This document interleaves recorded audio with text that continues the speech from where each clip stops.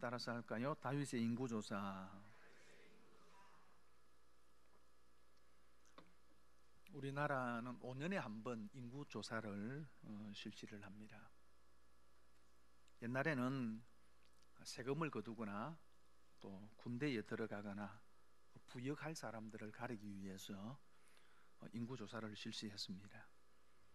하지만 근대 이후에는 인구의 증가와 그리고 인구 분포의 변화, 또 연령, 그리고 성별 구조의 변화와 같은 기본적인 어떤 통계학적인 경향을 알기 위해서 인구조사를 실시를 하고요. 또 인구조사를 하면서 전국적인 직업 구성의 변화나 생활, 교육, 그리고 교육 수준의 변화 등을 또 알기 위해서 인구조사를 실시를 합니다. 그래서 인구조사는 한 나라에 있어 경제적인 측면이나 또 사회적 측면에 있어서 사실 대단히 중요한 겁니다. 여러분 집에 오셔서 조사할 때 성실하게 임하시길 바랍니다. 오늘 본문은 다윗이 이스라엘의 인구를 조사한 내용입니다. 그런데 이 다윗의 인구 조사에 대해서 하나님께서 크게 진노하시고 심판하십니다. 인구 조사한 게 무엇이 잘못되었기에 하나님께서 이처럼 진노하십니까? 1절 말씀해 보니까 이렇게 말씀을 합니다. 사탄이 일어나 이스라엘을 대적하고 다윗을 충동하여 이스라엘을 계수하게 하니라, 그렇게 말씀을 합니다. 사단이 다윗을 충동했습니다. 이게 충동하다는 말은 거짓으로 꾀다라고 하는 뜻이 있습니다. 다윗이 사단이 악한 의도로 조장한 그 유혹에 넘어가서 결국은 인구를 조사했다는 겁니다. 그래서 다윗을 충동하여 이스라엘을 계수하게 하니라, 그렇게 말씀을 합니다. 그런데 인구 조사한 것이 무엇이 문제입니까? 한 나라의 왕이 되어서 나라를 잘 통치하기 위해서 얼마든지 인구를 조사할 수 있고 또 세금을 거두기 위해서 인구 조사를 합니다. 무엇이 문제입니까? 다윗에게 문제는 그 동기입니다. 5절 말씀해 보니까 요압이 백성의 수요를 다윗에게 보고하니 이스라엘 중에 칼을 뺄 만한 자가 110만 명이요 유다 중에 칼을 뺄 만한 자가 47만 명이라, 그렇게 말씀을 합니다.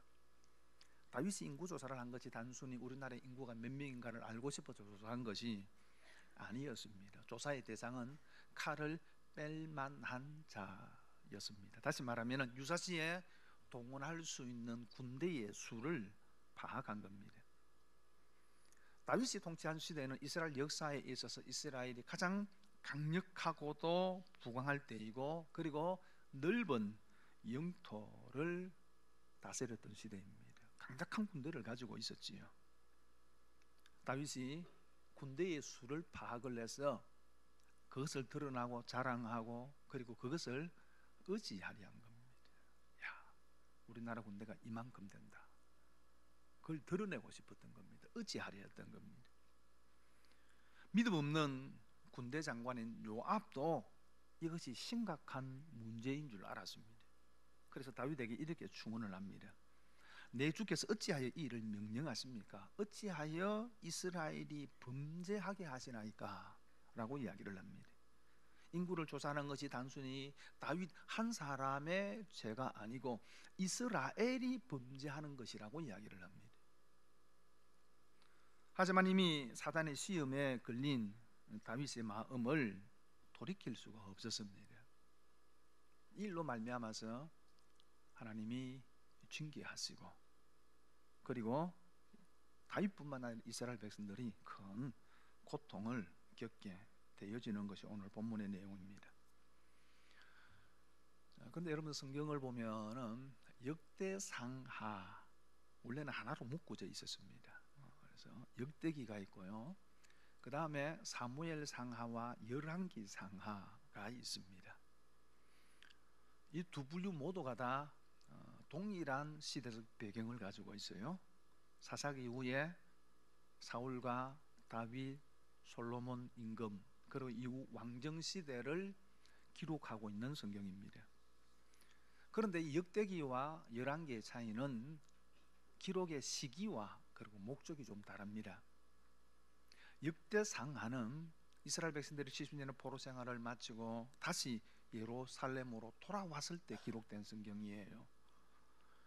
여러분, 이들이 예루살렘에 돌아왔을 보니까 예루살렘의 모든 것들이 다 파괴되어져 있었습니다. 아무것도 없었습니다. 그리고 이방 민족의 위협이 늘 도사리고 있는 그런 상황 속에 있었습니다. 그렇게 돌아온 이스라엘 백성들에게, 유대인들에게 하나님께서 위로하고 격려하고 소망과 힘을 주기 위해서 역대상하를 기록한 거예요. 그래서 이 역대상하의 내용을 보면 특별히 다윗에 관해서 볼 때에 다윗이 범한 잘못이나 약점에 대해서는 대부분을 다 생략하고 있습니다. 다윗이 밧세바를 범한 사건, 역대기서는 기록되어 있지 않습니다. 다윗 가정 안에 일어났던 여러 가지 아픔에 대해서도 기록하고 있지 않습니다. 그런데 유독 다윗이 범한 이 인구조사는 사실 다윗의 인생에 있어서 밧세바를 범한 사건과 인구조사한 것이 대표적인 다윗의 이야기예요. 그런데 그런 죄 가운데 하나인 인구조사에 관한 부분은 오늘 역대기서에서 기록을 하고 있는 겁니다. 왜 이 부분을 오늘 기록하고 있는가라는 거죠. 이유는 다윗이 사단의 시험으로 범죄하고 그리고 이를 통해서 하나님의 징계를 받지만은 이를 통해서 다윗이 하나님의 더 큰 은혜를 경험하고 그리고 하나님을 체험하고 성숙해졌기 때문입니다. 비록 죄를 범하고 징계를 받았지만은 그 가운데서 다윗이 바른 신앙적 태도를 보임으로 말미암아서 오히려 그것이 전나 위복의 기회가 되었습니다. 그래서 역대기에서 오늘 다윗이 인구조사한 것을 기록을 하고 있습니다. 그러면 다윗이 그런 하나님의 징계 앞에서 그가 어떤 태도를 가졌느냐라는 거예요. 첫 번째 한번 따라서 할까요? 하나님의 손에 빠지기를 원했다. 인구조사를 통해서 범죄하자 하나님이 진노하시고 징계하시는데 선지자 갓을 보내어서 다윗에게 세 가지 징계 가운데 하나를 선택하라고 합니다. 첫째는 3년의 그 땅에 기근이 있는 것이고요. 두 번째로는 3개월 적군에게 피하여서 3개월 동안에 적군에게 쫓기어 다니는 것이고요. 그리고 마지막 세 번째는 3일 동안에 이스라엘 온 땅에 전염병, 열병이 도는 겁니다. 열병이 유행하는 겁니다. 그런데 이 열병은 단순한 전염병이 아니라 하나님의 천사가 전염병을 통해서 심판하시는 거죠. 이 세 가지를 제시를 하니까 오늘 13절에 이렇게 이야기합니다. 다윗이 갓에게 이르되 내가 공경에 빠졌도다. 여호와께서는 긍휼이 심히 크시니 내가 그의 손에 빠지고 사람의 손에 빠지지 아니하기를 원하나이다. 그렇게 말씀하고 있습니다. 다윗이 자신이 처한 상황을 내가 지금 공경에 빠졌다 그렇게 이야기를 합니다. 사실은 선지자가 제시한 이 세 가지 지향은 어느 것 하나 사실은 쉬운 게 아니거든요. 그러니 마치 힘든 밧줄에 묶여서 얽매여 있는 그런 상황과 같아 다윗이 그렇게 표현을 한 겁니다. 그러면서 다윗이 뭘 선택합니까? 이렇게 이야기합니다. 내가 그의 손에 빠지고 사람의 손에 빠지지 아니하기를 원한다. 그의 손, 하나님의 손에 빠지기를 원하지 내가 사람의 손에 빠지기를 원하지 않는다. 이렇게 이야기합니다. 그럼 이 사람의 손, 하나님의 손은 뭘 이야기하는 겁니까? 다시 말하면은 그 공고한 상황 가운데서 사람의 손을 통해서 그 공경에서 벗어날 수 있다면은 그건 사람의 손에 빠지는 것입니다. 하나님의 도움을 통해서 그 공경에서 벗어날 수 있다면은 그것은 하나님의 손에 빠지는 것이라는 겁니다. 그럼 어떤 것이 하나님의 손에 빠지는 것일까요? 여러분, 첫 번째 3년 기근, 자연재앙이지요. 때로는 하나님께서 이 자연재앙을 통해서 하나님이 그 시대를 심판하실 때도 있습니다. 그런데 이런 기근은 주변의 도움을 통해서 어느 정도 극복이 가능하죠. 그리고 두 번째로 전쟁에 패할 3개월 동안에 적에게 쫓겨 다니는 것, 이건 역시도 주변 나라와 맺은 하친 조약을 통해서 얼마든지 자신들의 안전을 지킬 수 있습니다. 그게 사람의 손에 빠지는 거라는 말입니다. 그런데 3일 동안에 온 땅에 전염병이 퍼지는 것, 이 전염병에 대해서 성경이 뭐라고 이야기하느냐 그러면은 하나님의 칼이라고 이야기합니다. 이 단순한 질병이 아니라 그 말입니다.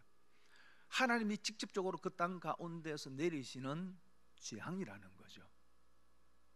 여러분, 일반적인 전염병이라면은 의사들을 통해서 도움을 받고 병을 치료할 수 있습니다. 그러나 하나님이 직접적으로 주신 재앙이라면은 아무리 훌륭한 의사라도 사실은 고칠 수 없는 거죠. 그래서 다윗이 하나님의 손에 빠지기를 원합니다. 다시 말하면 3일 동안에 온 땅에 전염병이 도는 것을 택했다는 것입니다.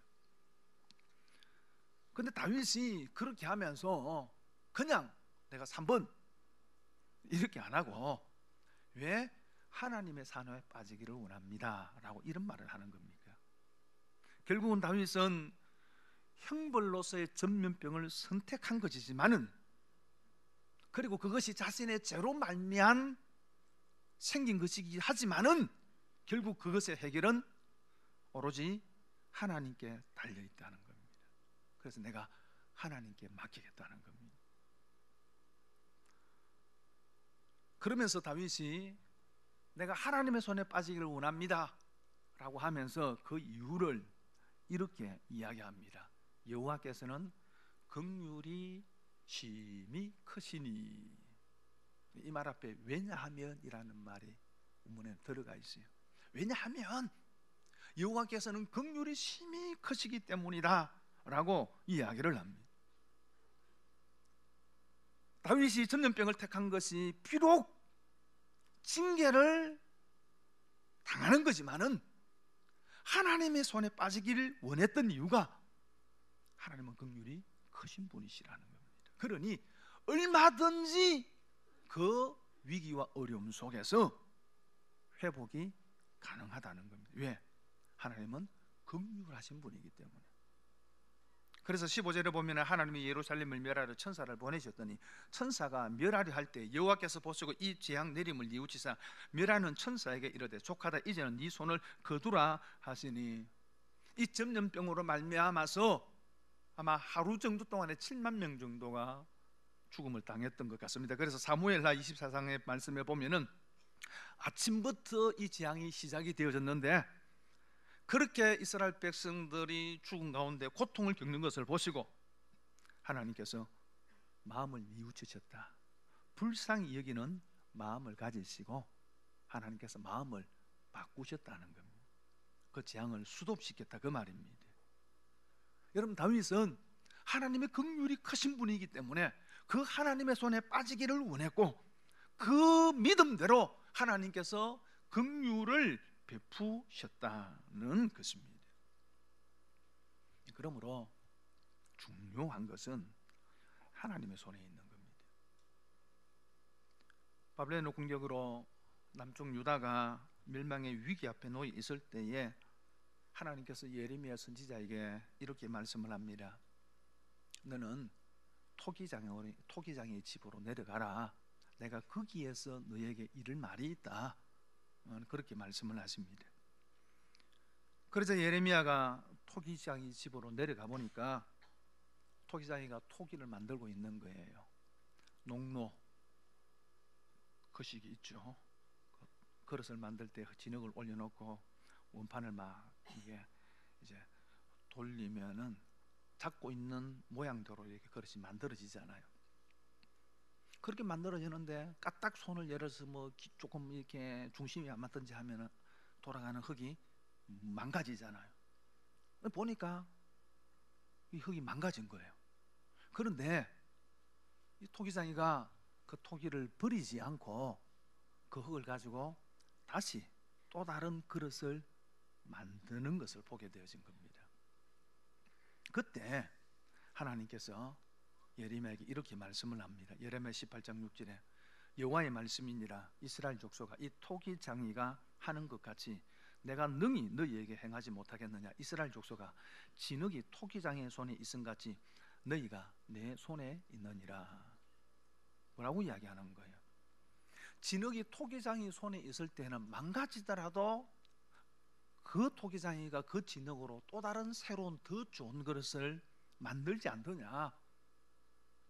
그런데 너희가 내 손 안에 있다.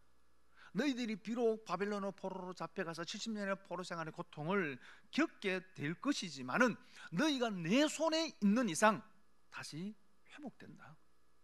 진흙이 토기장이 손에서 망가지더라도 다시 새로운 것으로 만들어지듯이 바벨론의 포도로 그런 고통을 겪게 된다 할지라도 너희들이 내 손 안에 있는 이상 내가 너희를 회복시키고 다시 빚어 갈 것이다. 하나님께서 말씀하신 거예요. 여러분, 다윗도 마찬가지입니다. 비록 자신의 범죄로 인하여 징계를 받지만은 하나님의 손에 빠지기를 원했습니다. 하나님의 손에 있기를 원했습니다. 하나님의 손 안에 있으면 긍휼이 풍성하신 하나님께서 반드시 다시 회복시키실 것을 믿었기 때문입니다. 여러분, 그러므로 어떤 경우에도 하나님의 손에 있기를 바랍니다. 여러분, 실패해도 하나님의 손에 있으면 됩니다. 망해도 하나님의 손 안에 있으면 되는 줄 믿습니다. 믿음 안에 있으세요. 교회 안에 있으세요.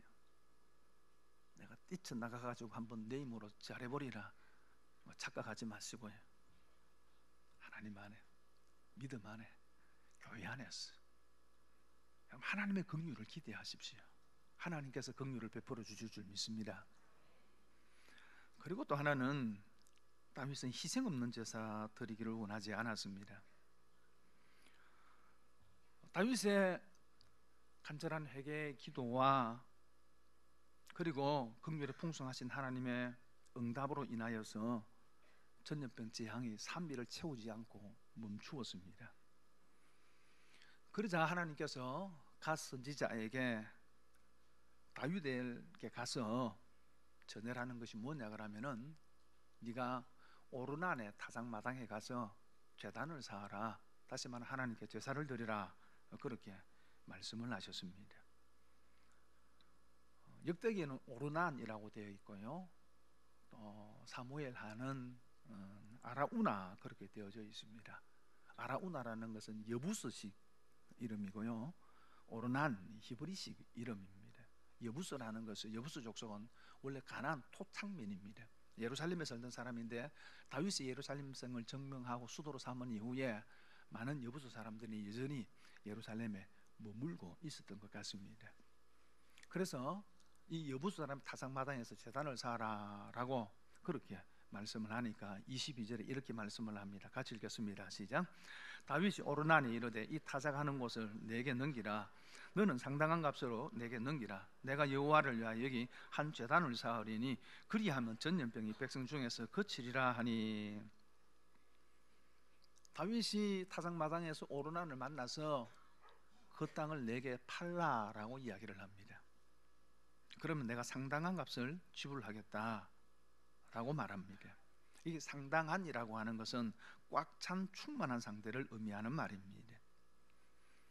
다윗은 오르난의 타작마당을 충분한 값을 지불하고 사서 거기에서 하나님 앞에 제사를 드리려 한 것입니다. 충분한 값. 이 충분한 값이라는 것은 다윗이 왕이니까 그죠? 비싼 땅도 후리치기 할 수 아니겠습니까? 그죠? 이거 평당 3천만 원짜리인데 야 1,000만 원에 뭐 이렇게 할 수도 있잖아요. 그래서 정당한 값을 지불했다는 의미가 아니고요. 그것 이상의 의미가 있습니다. 첫째는 다윗이 자신의 교만한 마음으로 인구조사를 하고 하나님 앞에 범죄한 것에 대해서 하나님 내가 충분한 회개를 하겠습니다라는 거예요. 그 의미가 내포져 있는 겁니다. 자신이 지은 죄에 대해서 마음으로 애통하는 것뿐만 아니라 그에 상응하는 충분한 대가를 치르기를 원한 거예요. 그래서 재앙이 먹고 난 이후 하나님 앞에 제사를 드릴 때에 그 땅에 대한 값을 내가 충분하게 보상하겠다는 겁니다. 충분하게. 그리고 또 한 가지는 그가 그렇게 충분한 값을 주고 그 땅을 사서 하나님 앞에 충분한 회개를 한 것과 더불어서 하나님께 온전한 제사를 드리겠다는 겁니다. 온전한 제사. 다윗이 상당한 값으로 그 땅을 살해하자 오르난이 뭐라고 이야기하느냐 그러면 이렇게 이야기합니다. 보소서, 내가 이것을 왕에게 드리겠습니다. 그리고 소들을 번제물로 곡식 떠는 기계를 화목으로 밀을 소제물로 삼으시기를 원하여 다 드리겠습니다. 땅만 드리는 것이 아니고 하나님 앞에 제사 드릴 때 사용되어지는 제물과 모든 필요한 것을 내가 다 제공할 테니까 왕은 그냥 빈손으로 오셔서 제사만 드리고 가십시오. 이렇게 이야기를 하는 거예요. 괜찮죠? 안 괜찮아요, 그죠? 근데 24절에 이렇게 이야기합니다. 같이 읽겠습니다. 시작. 다윗 왕이 오르난에게 이르되 그러지 아니하다. 내가 반드시 상당한 값으로 살리라. 내가 여호와께 드리려고 네 물건을 빼앗지 아니하겠고 값 없이는 번제를 드리지도 아니하리라 하니라. 근데 다윗이 이렇게 이야기를 합니다. 아니다. 내가 네 물건 빼앗지 않겠다. 값 없이는 내가 번제를 드리지 않겠다. 모든 것 다 준비하고 그냥 몸만 와서 제사를 드리면 안 됩니까? 이렇게 하면 편하잖아요, 그죠? 뭐 다 준비해 주겠다는데. 근데 다윗은 그럴 수 없었습니다. 왜요? 그가 값으로 살 수 없는 은혜를 받았기 때문입니다. 자신의 이 죄로 인하여 주어졌던 그 징계를 하나님께서 거두셨습니다. 내가 그 은혜를 받았는데 내가 없이, 값 없이, 내 희생 없이, 감사 없이 내가 하나님 앞에 제사를 드릴 수 있겠느냐라는 거죠. 말라기 1장 13절에 보면은 만군의 여호와가 이루노라. 너희가 또 말하기를 이 일이 얼마나 번거로운고 하며 코웃음치고 훔친 물건과 저는 것 병든 것을 가져왔느니라. 너희가 이같이 봉헌물을 가져오니 내가 그것을 너희 손에서 받겠느냐. 이는 여호와의 말이니라. 여러분, 이스라엘 백성들이 하나님 앞에 드리는 제사를 번거롭게 생각했습니다. 귀찮게 생각했다 그 말이지. 혹시 여러분 가운데 이런 분 계실는지 모르겠어요. 주일날 저녁에 할 일이 태산같이 밀려있는데 내일 뚝 생각하니까 주일이라. 아이, 또 주일이네. 벌써 주일이가. 번거로운 거죠. 이 시간에 다른 거 뭘 좀 해야 되는데 그것도 또 11시 반에 또 이 예배가 들어있어가지고 아침 일찍 드리고 뭐 낮에 한다지 저녁에 한 번 드리고 낮에 뭘 하면 되는데 꼭 중간에 이게 들어있어가지고 이게 얼마나 귀찮은지. 그런 분이 한 분도 안 계신 줄 믿습니다. 번거롭게 생각한 거예요. 그러니까 어떤 일이 벌어지느냐 그러면은 다른 사람에게 빼앗은 것, 다른 사람이 빼앗은 건 내 것이 아니잖아요. 내 희생이 없는 거예요. 병든 것 저는 것 뭐예요? 내게 필요 없는 것, 내게 있어서 하찮은 것, 하찮은 것. 다시 말하면은 희생 없이 하나님 앞에 나아갔다는 겁니다. 근데 하나님께서 말씀합니다. 그것을 받겠느냐? 하나님이 그것을 받겠느냐라는 거죠. 양이 중요한 게 아니에요. 그게 내 희생이 있느냐라는 거죠. 여러분, 제사는 희생입니다. 예배도 희생입니다. 시간의 희생입니다. 시간이 남아서 우리가 여기 와서 예배드리는 것도 아니잖아요. 나도 내게도 부족하지만은 그래도 구별해서 하나님 앞에 올려드리는 거죠. 많은 할 것이 있음에도 불구하고 그래도 다 그 일들을 제쳐놓고 우리가 하나님 앞에 나와서 예배를 드리는 거예요. 희생이에요. 이전에 제가 이런 말을 자주 했었습니다.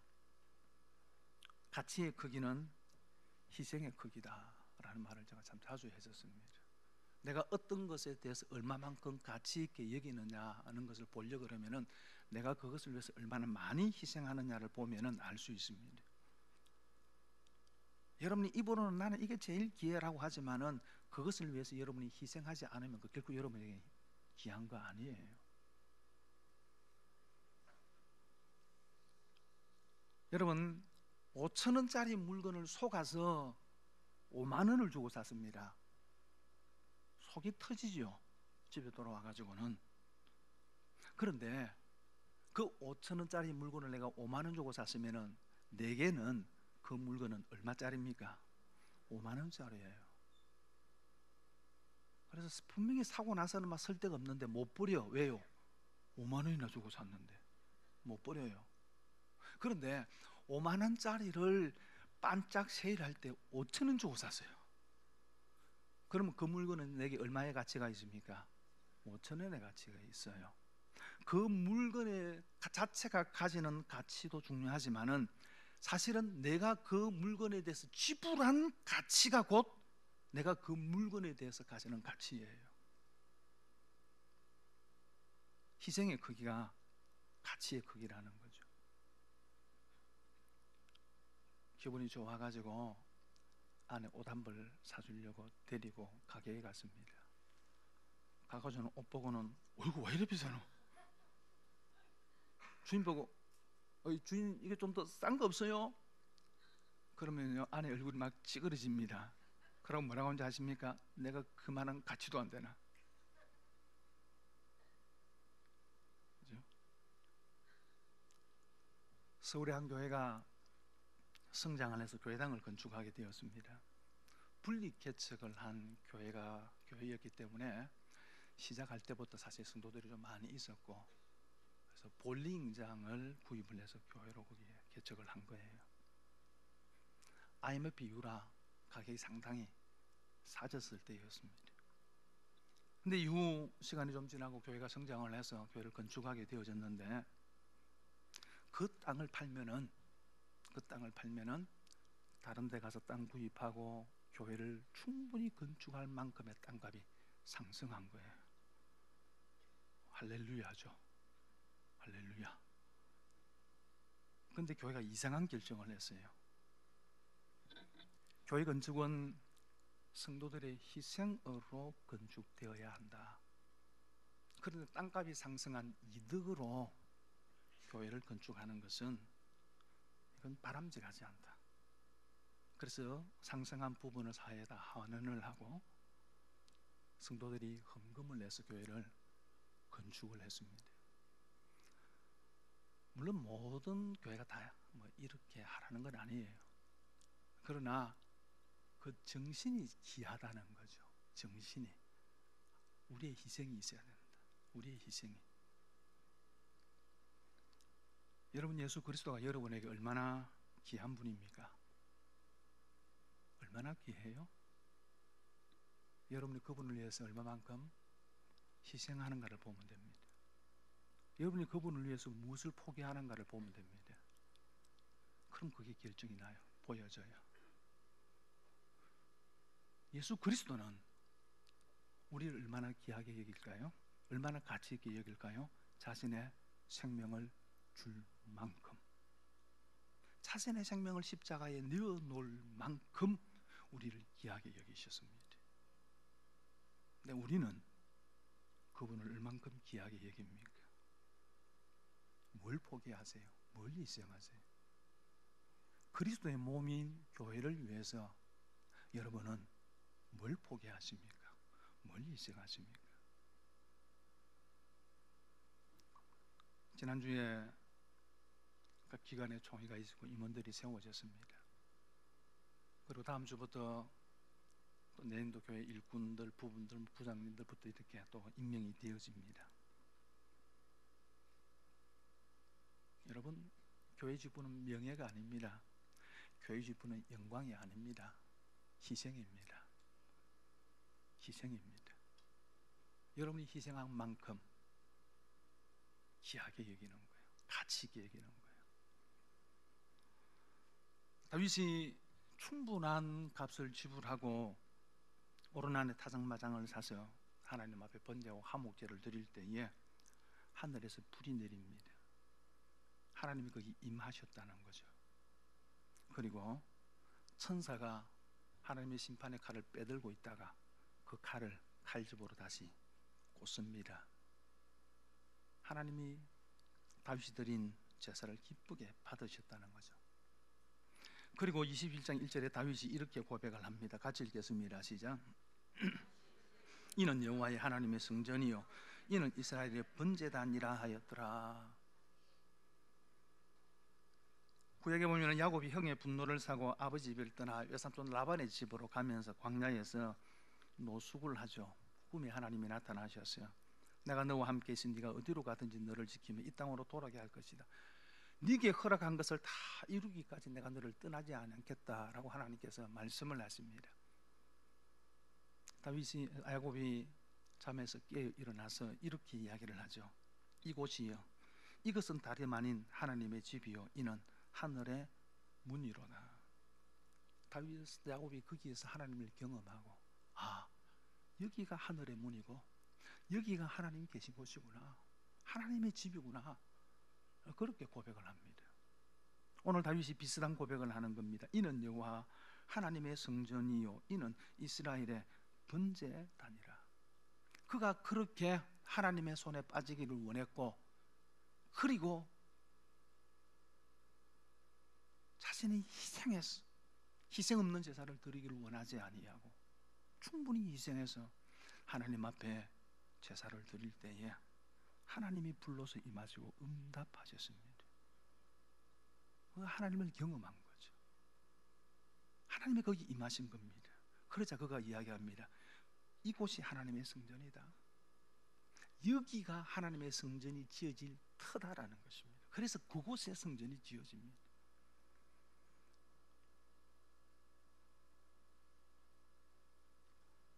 사단의 시험으로 범죄하고 하나님의 무서운 징계를 받았지만은 다윗은 하나님의 손에 빠지기를 원했습니다. 하나님의 손에 있기를 원했습니다.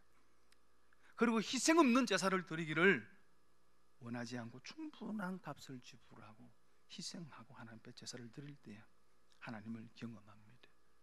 그리고 그곳이 성전이 되어지고 눈에 보이는 성전이 지어집니다. 새로운 교회가 여러분의 성전이 될 수 있기를 바랍니다. 여기서 하나님을 경험할 수 있기를 바랍니다. 늘 하나님의 손에 있기를 사모하십시오. 그리고 하나님 앞에 희생함을 통해서, 때로는 시간을 희생하고 내 모든 것을 희생함을 통해서 하나님 앞에 나오시기를 바랍니다. 희생 없는 헌신이 있을 수가 없는 겁니다. 여러분, 그렇게 나올 때 하나님께서 여기에서 여러분을 만나실 겁니다. 그럴 때 비로소 여기가 여러분의 성전이 되는 겁니다. 여기가 내 성전이 되는 겁니다. 새로운 교회가 여러분의 성전 될 수 있기를 바랍니다. 말씀을 기억하시면서 동성으로 기도할까요?